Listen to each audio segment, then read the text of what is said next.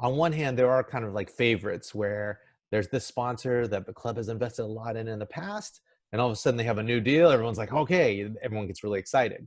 So, and we don't assume that the new deal is good. We still do the same due diligence, but we have a high confidence that, this is probably going to be a good deal. So that does happen. But we also have brand new sponsors coming in all the time. One thing I ran into, for example, last year with my own portfolio is I invested so much in this one sponsor that my portfolio was kind of getting out of whack, and my balance and my diversification. So, I think it's a good idea to kind of spread it out over multiple sponsors.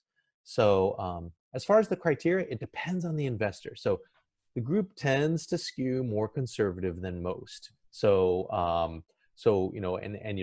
also very conservative. So for me, like, I want to see considerable sponsor experience. I want to see how they've done in a downturn and that they didn't like explode spectacularly.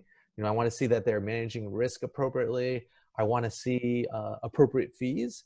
I want to see that they have skin in the game, meaning that like they are putting in their money along with the investor. Now, these are things that if someone is more aggressive, they may not put that much weight into. Like, for example, the skin in the game. What that is that mitigates the risk. Okay, so most sponsors are compensated with a promote structure, where they get a certain amount after a preferred return.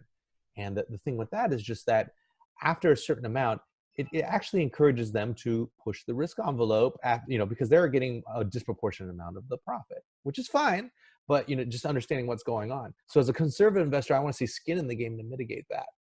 Now, if I was a very aggressive investor, I actually don't want skin in the game because I want them pushing the risk envelope. So, so I can't really say that there's one criteria that we say, when we do deals, we're like, well, here's what I think, here's where I'm coming from, but you might feel differently because you're coming from a different place.